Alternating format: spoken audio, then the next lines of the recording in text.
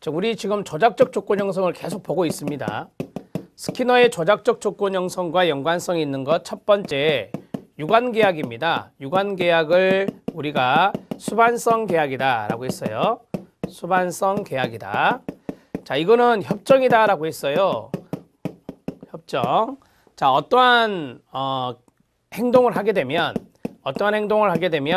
어떤 기대 결과와 연관이 돼야 된다라고 하는 건데요. 이게 일종의 강화가 된다라고 하는 것이죠. 자, 이런 것들이 바로 이제 유관계약과 연관성이 있는 거다라고 보시면 되고요.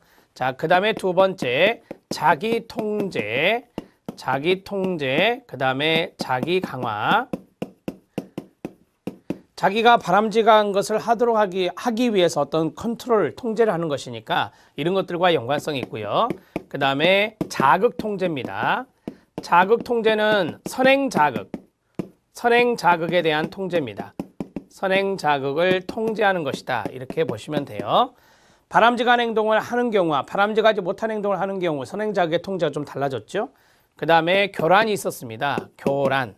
출제된 단어는 교란으로 출제된 걸로 알고 있어요. 교란은 주의분산입니다. 주의분산. 자, 바람직하지 못한 행동을 했을 때 우리가 이제 다른 쪽으로 관심을 돌리게 하는 겁니다. 비바람직한 행동 시 주의를 분산시키는 겁니다. 주의를 분산시킨다. 이렇게 나오면 이제 교란이 이제 선택지에 나오겠죠. 이렇게 이제 정리를 하시면 돼요. 이러한 내용들이 바로 이제 조작적 조건 형성과 연관성이 있는 것들이다. 이렇게 정리를 하시라고요. 자, 첫 번째 유관계약, 수반성 계약, 자기 통제, 자기 강화, 자극 통제, 교란, 주의 분산이었습니다. 자, 간단하게 이렇게 적어 놓으시면 돼요. 자, 그 다음에 두 번째 심화학습을 보면 도구적 조건 형성이 나옵니다. 도구적 조건 형성은 쏜다이크인데요. 도구적 조건 형성이나 조작적 조건 형성이나 좀 유사하게 많이 사용되고 있죠. 도구적 조건 형성의 개념과 고전적 조건 형성의 비교입니다. 이거는 달라요. 고전적 조건 형성은 말씀드린 대로 자극과 반응, 두 자극과 반응에 관한 관계를 말하는 거고, 자, 도구적 조건 형성은 거기 보시면 유기체가 자신의 행동과 그 결과 사이의 관계를 학습하는 거다라고 했잖아요. 행동 동그라미, 결과 동그라미. 조작적 조건 형성과 유사하다고요.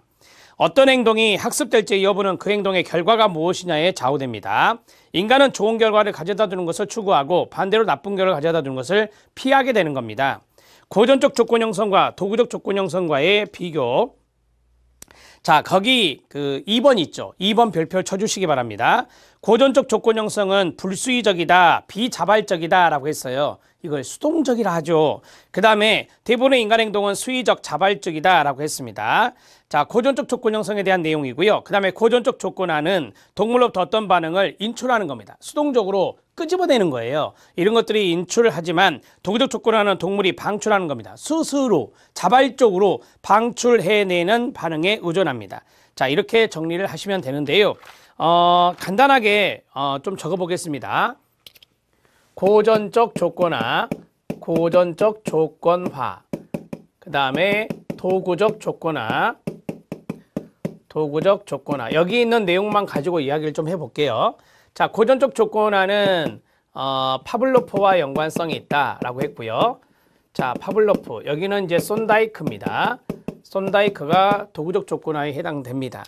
자, 여기는 자극과 반응의 관계다. 자극과 반응의 관계고, 여기는 행동과 결과의 관계다.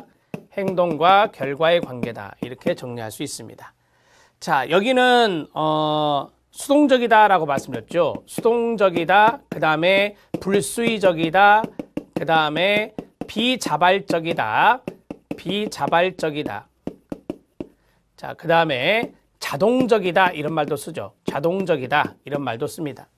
자, 그러면 여기는 뭐예요? 능동적이다, 능동적이다, 수의적이다, 그 다음에 자발적이다 또는 자율적이다 이런 말을 쓰죠. 자, 이러한 반응이 나타나는 것을 우리가 이제 도구적 조건화다 이렇게 말하는 것이고요. 자, 거기 2번이 좀 중요하다라고 했는데요. 동물로부터 반응을 인출하는 겁니다. 동물로부터, 동물로 쓰겠습니다. 동물로부터 반응을 인출하는 겁니다. 반응을 인출하는 거다. 자, 여기에서 로부터도 중요한 단어지만 인출이란 단어도 중요합니다. 이렇게 정리를 하시고, 그 다음에 여기는 동물이 방출하는 겁니다. 동물이 방출하는 것이 바로 이제 도구적 조건화와 연관성이 있습니다. 로부터가 아니라 자체 스스로예요. 스스로 이제 방출한다라고 보시면 되죠. 이 방출한 단어가 중요할 수 있어요. 자, 거기에 보면 인출을 엘리시트라고 했고요. 그 다음에 방출을 에미트라고 하죠. 이 영어가 다르다는 것은 의미도 다른 겁니다. 이렇게 해서 두 가지를 정리를 해 주시죠. 자, 됐습니다. 손다이크의 법칙 들어가는데 동물 지능이 있는지 알아보기 위한 실험이었습니다. 자, 손다이크가 나온 이유는 그렇습니다. 도구적 조건화 때문에 나온 겁니다. 문제 상자, 퍼즐 박스를 만들고 고양이를 넣은 다음 고양이가 지렛대를 밟고 밖으로 나올 때까지 소요된 반응 시간을 측정하였습니다. 고양이는 상자 밖에 먹이를 얻기 위해서 다양한 반응을 보이다가 우연히 지렛대를 밟아서 문이 열렸고 먹이를 먹었습니다. 그 다음에도 다양한 반응을 하지만 조금 더 빨리 지렛대를 밟게 되었습니다. 스키너 박스의 주의 실험하고 약간 유사성이 있다라는 것을 느끼셨을 겁니다.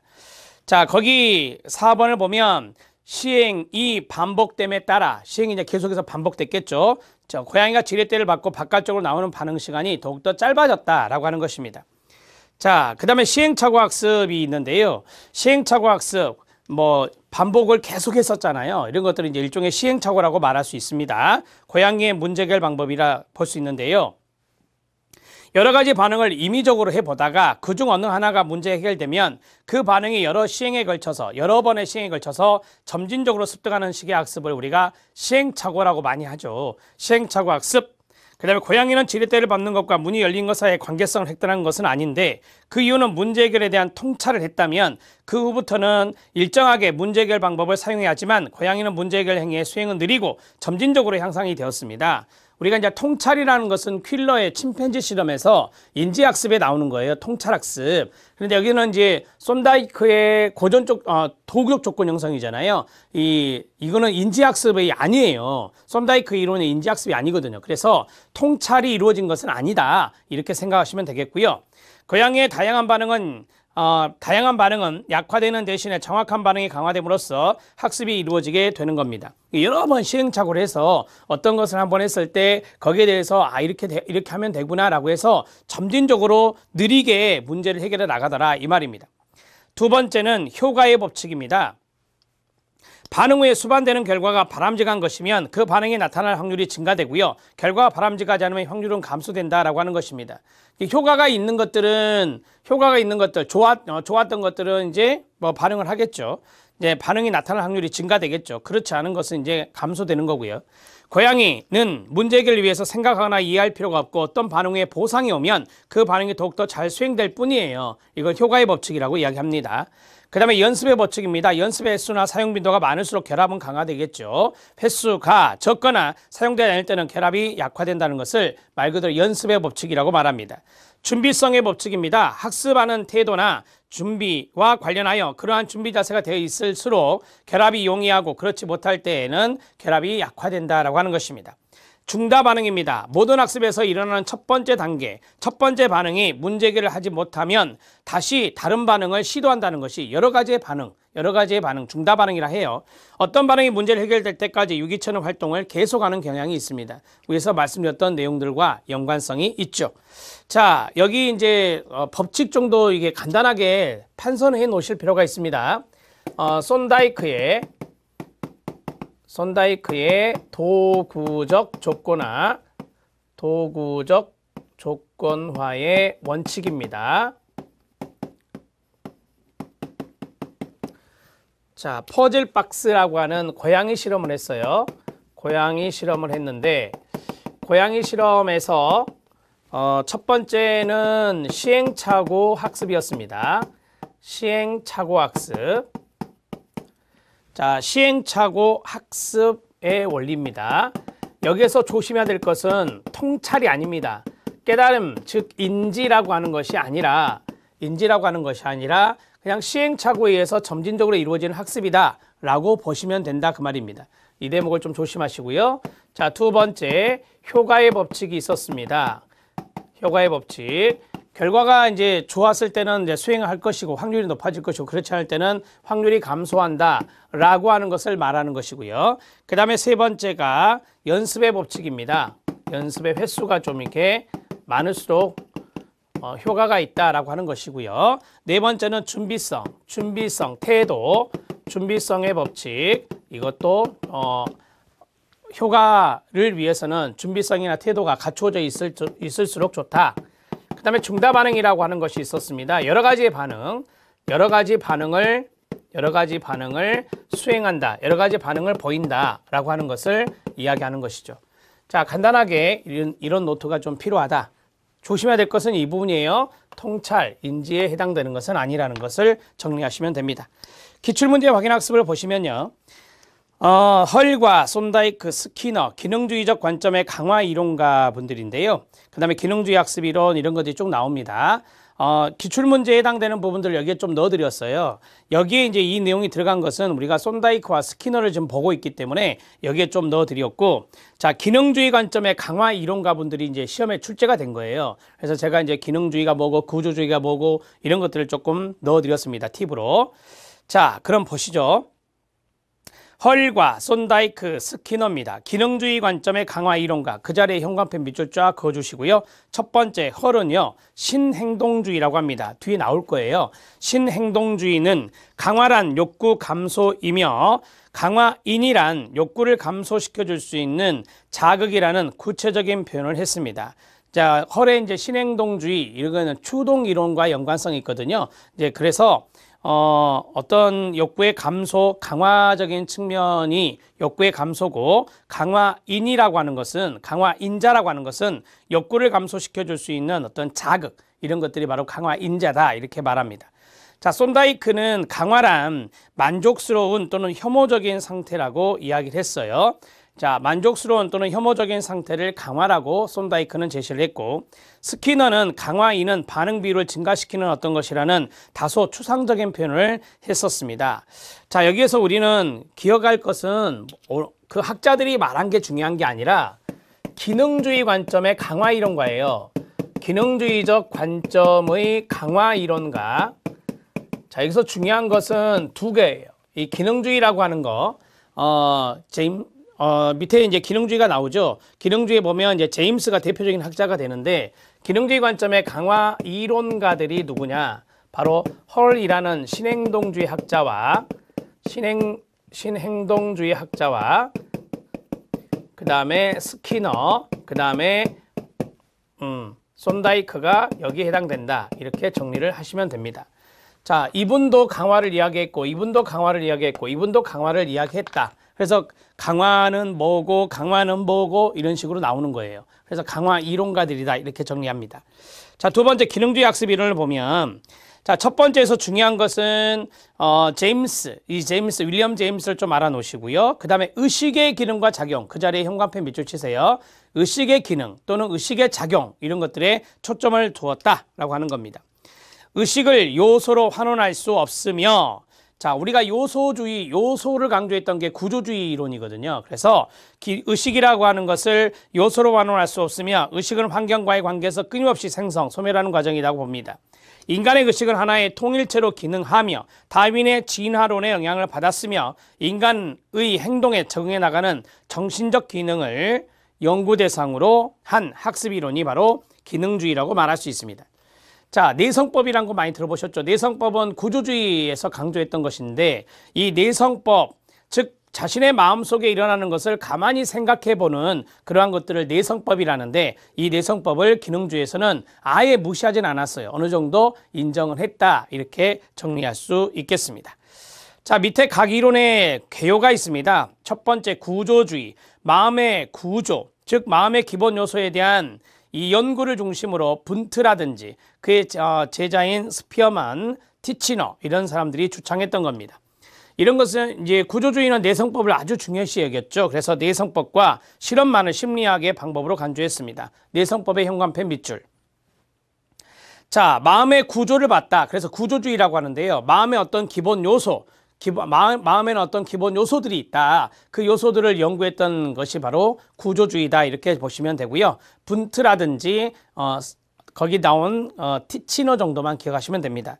자, 기능주의 들어가면 의식 경험의 기본 요소보다는 끊어봐요. 마음의 사용이나 또는 어떤 기능 이런 것들을 강조했다. 우리가 이제 마음의 사용 이런 것들을 의식의 기능, 의식의 작용 이런 것들라고 보시면 돼요. 기능주의자들은 정신 과정과 외적인 행동의 목표는 무엇인가에 초점을 뒀는데요. 제임스, 듀이 이런 학자들이 대표적인 학자가 되겠습니다.